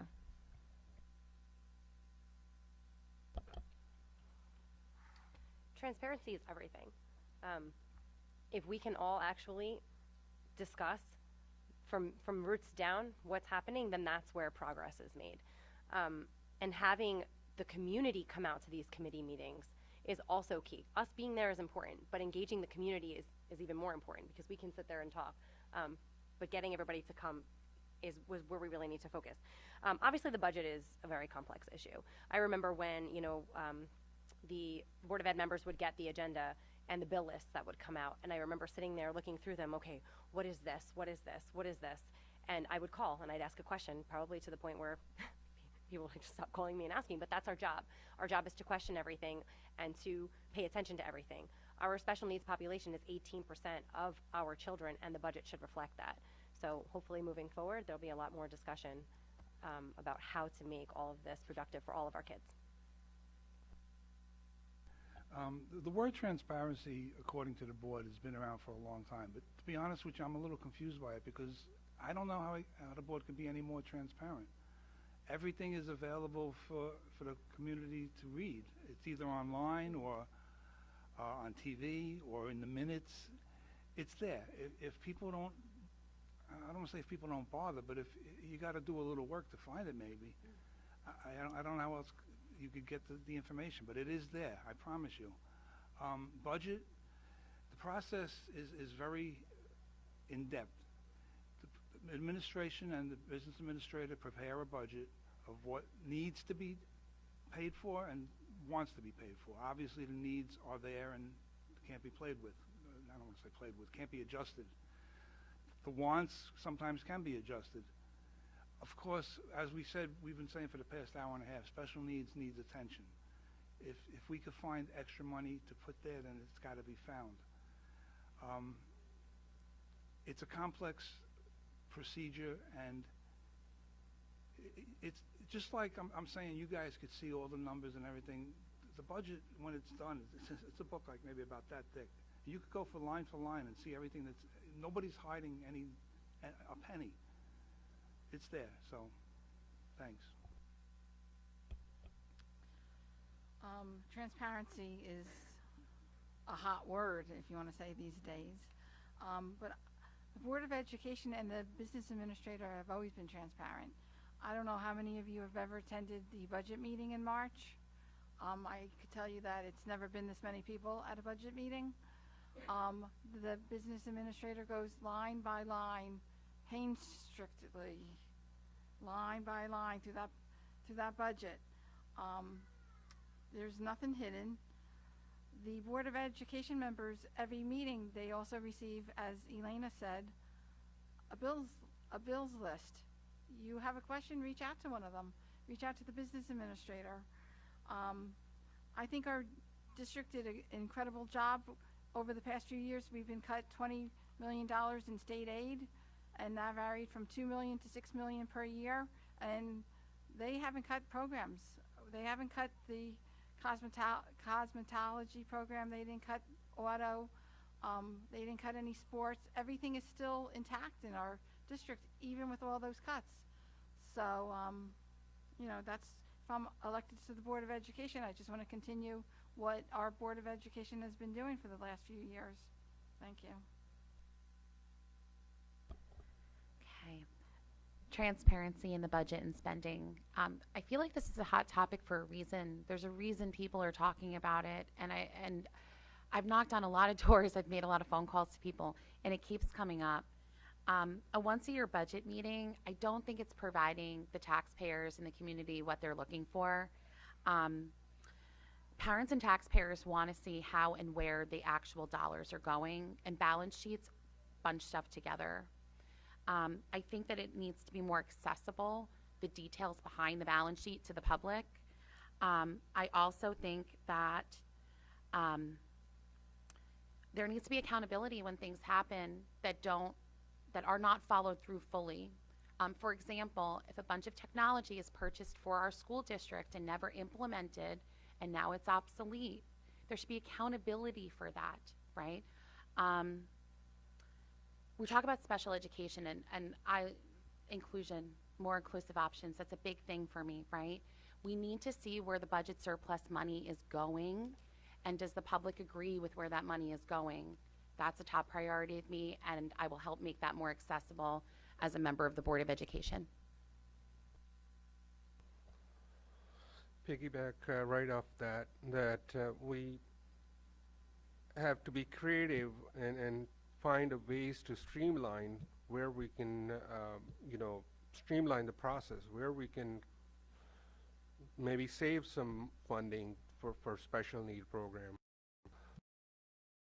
Work through the budget and you analyze it and you come up with, okay, this area, maybe we can lighten up here, we can, you know, go heavy on this thing. So it's a process. It needs to be transparent. It needs to be analyzed. It needs to be evaluated with different level of expertise, and then, you know, presented to the public and accessible to the public so we can get a feedback on, okay, you know what, I think this makes sense or this doesn't make sense. So it goes hand to hand to be have a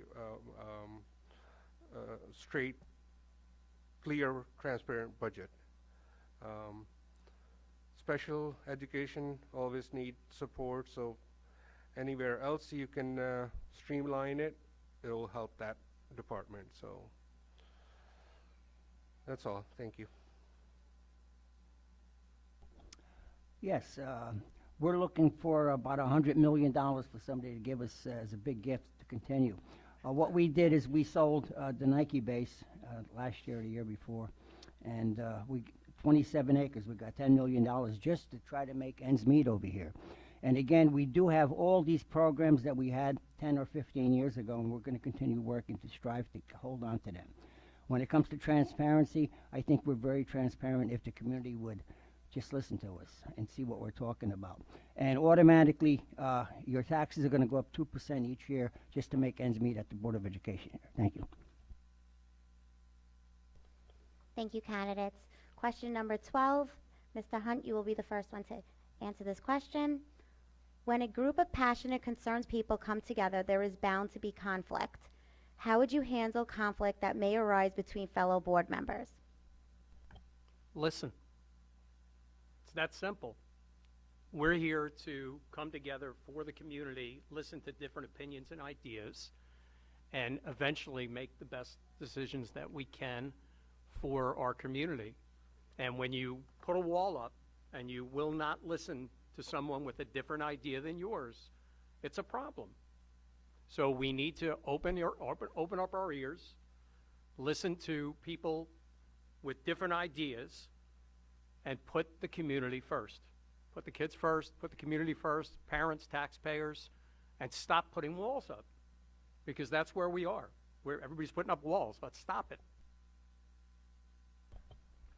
So just like with anything else, when you have a group of people that come together, not everyone agrees. And you're not supposed to agree with everybody. We are adults. We're allowed to have our own opinion. Everybody is entitled to it. But you need to be able to sit down and you need to be able to hear every side of the story. You need to be able to understand that, okay, this is my point of view, and let me hear your point and see what challenges and what outcomes you can get out of everyone's opinion. I do think that some people aren't open to it, but that only causes for more disconnect from the entire group. So yes, I do think that everyone needs to be able to sit down. They need to be adults about the situation, talk it out, and hear everyone's point of view and understand it. You don't have to like it, but you just have to hear it. Thank you. Communication. We're all capable of it, but do we all do it? We don't all do it well. Truly listening to one another. And I'm not just talking about being quiet for a second and letting the other person speak. Processing, reflecting, thinking about it. How can we compromise? We have no choice but to do this. Not everything has to be so one-sided or another. I'm sure that there's people up here in this room, at home, that I don't agree with on a certain issue. Maybe we wholeheartedly disagree on a certain issue, but that doesn't mean that we're going to disagree on every single issue that arises. We need to sit here and talk to each other. And sitting here tonight, like I was saying before, but I ran out of time, it's really nice to be up here and be literally and figuratively on the same side of the table as these fine people who have put themselves out there to be there for our kids and our staff. So yes, let's work together. Let's truly listen to one another. And let's set a good example for our kids. And in my opinion, the place to do that is face to face. Stay off of Facebook. Facebook paints a picture of a person or a group of people and kind of put you into that little category where, you know, some people don't allow you to get out of, but that's not the way that it should be. And I've always said, and you'll never see me engage on Facebook. I won't ever do it. I'd love to have a conversation with people face to really listen. I really hope that everyone's Thank you, hearing Ms. that. Francisco.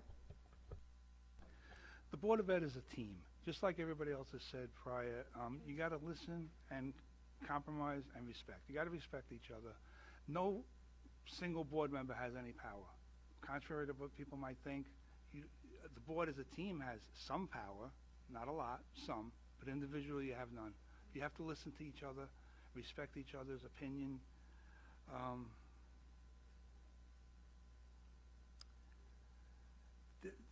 I guess conflict sometimes is unavoidable, but again, if it's done respectfully and like adults, not little babies running around, I think you could work through it at that point. As somebody else said, everybody's going to have a different opinion. If you all thought the same way, it wouldn't really be any good. It would be plain vanilla. You want different opinions, you want different thoughts and ideas, but as long as they're handled in an adult manner, respectfully, I think you could get through it easily. As many of the people before me said, you know, listening.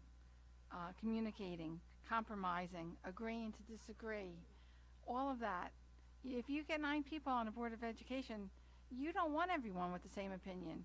You would never accomplish anything. You want people with different views, different ideas, different backgrounds, and that's how you make progress. You know, sitting in closed session, I would imagine, I've never been there. You know, I'm sure it gets heated back there, but that's where you get things done. If everyone thought the same way, how boring would this world be? Thank you.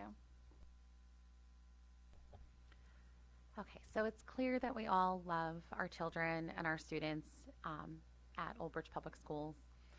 It's also clear when you get a bunch of adults together that there's going to be disagreements, but ultimately there has to be mutual respect. When we create a situation where it's like an us versus them, the students lose, the teachers lose. We spend a lot of time back and forth through adult issues and not a lot of time on progress, student success. At my day job, I have stakeholders that have varied goals come to me to present a solution, right? I'm the principal and I need to sit and listen and understand what's your goal, what's your goal, how can we reach a goal together that meets as many of these goals as possible. Where's your concern? How can we avoid your concerns? And I think that the Board of Education, and as a Board of Education member, that would be my job as well. I'm very good at it. I like to listen. Your voice matters. Again, I selected that for a reason, and that expands to the people sitting to the right and the left of me at this table as well. Thank you. So on this topic, I'm not the person with the confrontational. The attitude, concerted effort should be made to sit down and have a conversation to resolve the issues, respect each other to discuss the issues. Not everybody's going to be on the same page. That's where we do need to have different opinions. Different opinions need to be sorted out and each other challenged. But at the end of the day, sitting down and coming up with a solution is the way to go. As someone else said, we are adults. We got to respect each other and come up with a conclusion and concerted effort to have a solid ground. Thank you. Yes, the way I would handle a topic like this where people have disagreements on certain topics, I would listen to both sides, or even 3 sides if there are. And I would probably use common sense at the very end to make a decision in what direction I'm going to go. Thank you. You know, as I sit here, I don't know whether to advocate for rock, paper, scissors or thumb wrestling to resolve conflicts on the board. But kidding aside, look, we're all passionate about what we do and why we're here. And that passion can breed not conflict, but spirited discussions. We're all professionals. We all respect each other. And we all need to treat each other with that respect. When we're making decisions out of ego or arrogance, the kids lose. And so I think it's important that, you know, we all keep open minds. We all treat each other the way we all deserve to be treated, and that's with respect. Thank you.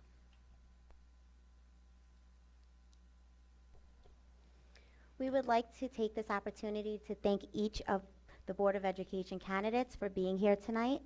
We appreciate your time and dedication to the children of Old Bridge. We wish you all the best of luck. We would also like to thank Mr. G, Ms. Walsh, and the Old Bridge High School TV crew. Thank you to the Old Bridge Education Association for providing refreshments. Thank you all for joining us this evening. We hope this program will help you make an informed decision on Election Day. Please remember to cast your vote through mail-in ballot, early voting, or visiting your polling place on Tuesday, November 7th. Thank you.